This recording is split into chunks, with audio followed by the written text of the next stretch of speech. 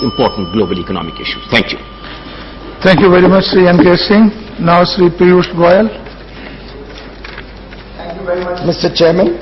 I know there is a restriction of time, so I won't get into poetry and all. In any case, I don't know poetry, but I can stick to hard facts. But after such illustrious speakers like Dr. Ganguly and Dr. Singh, I think what they have highlighted is something what I can only elaborate a little bit upon. Obviously, the international situation is disturbing. We are all aware of it. I'm not as confident as Dr. Ganguly that there is no cause for concern. I think we may have a strong domestic market, but the way the economy has been managed, especially in terms of infrastructure development growth, in terms of rising interest rates, I think we need to have a review of our entire policy to tackle the problems before the nation. And as Dr. Singh said, I think the inflationary pressures on the economy are not going to be handled only by monetary policy. We'll have to attack the supply side problems, and only when we can flood the market with adequate goods and services is when the inflation can be brought under control. We need to have lower interest rates to spur investment in infrastructure. We need to have lower interest rates to spur investment in housing. Growing needs of the people will have to be met by larger credit at lower rates. And I think the example that Europe or USA is setting should be considered very seriously by the Reserve Bank and by the government in terms of lower interest rates. In terms of reform, I think it's not only a question of opening up to FDI. That's become the mantra of this government. I think we need to internalize reform. We need to see some more action on administrative reform. We need to see the government not only set up commissions to come up with procurement policy or to come up with policies of how to deal with national resources, but we need to see action on the ground.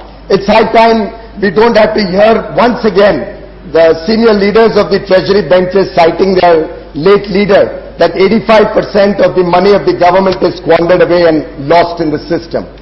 I think the government needs to address that problem. That is the solution to the rising deficits. That is the solution to the country's problems. We have public procurement which goes over, I think, $300 billion. It's time we looked at that seriously. We have had committee reports coming out on public procurement. The government should act quickly on that and come up with a program which the states and the center can adopt and bring down the leakages in the system. In the same vein, there's talk about the auction of scarce natural resources. The government in the last 4 years, in an answer to Parliament 4 days back, has mentioned that they have allocated 13 billion tons of coal mines, coal reserves, to private parties without the auction route on an allotment basis. I would urge the government to reconsider all those allotments, reopen the files, see what were the considerations for those allotments, and get those allotments on the track of auction. Maybe the e-auction route that was used for the 3G spectrum can be used for these coal blocks and other mineral resources, additional spectrum that's available with the government land. Everything should go on the auction route.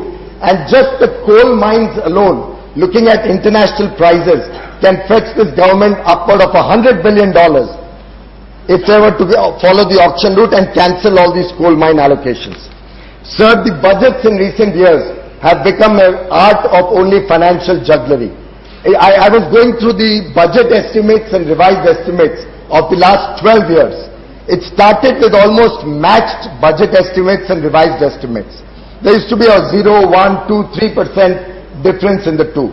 In 2008-9, the difference was 20%. But then the finance minister said, I've given a stimulus, therefore I needed to borrow 250,000 crores extra, and I think the whole nation stood by him and encouraged the stimulus package. But now, the budget of the current year, we have left a gap of almost 3% increase in expenditure has been provided for.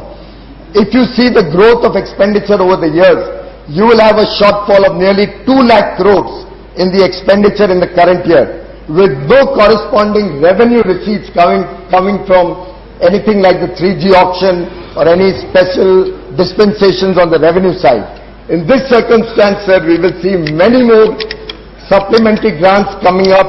We will have a lot of problem in terms of fiscal management, and as Dr. Singh said, you will have a problem of larger borrowings, and I'm afraid India could get into a situation of a downgrade similar to the US situation now. And I think the country cannot afford any downgrade at this stage, which will result in increased cost of our international borrowing. I know there's a paucity of time. I have so Only many 1 minute things. more. Okay. Maybe on some other occasion. Oh, thank you Thank you very much. Thank you very much, but you made good points. Thank you very much. Now, Dr. Subramanian Reddy.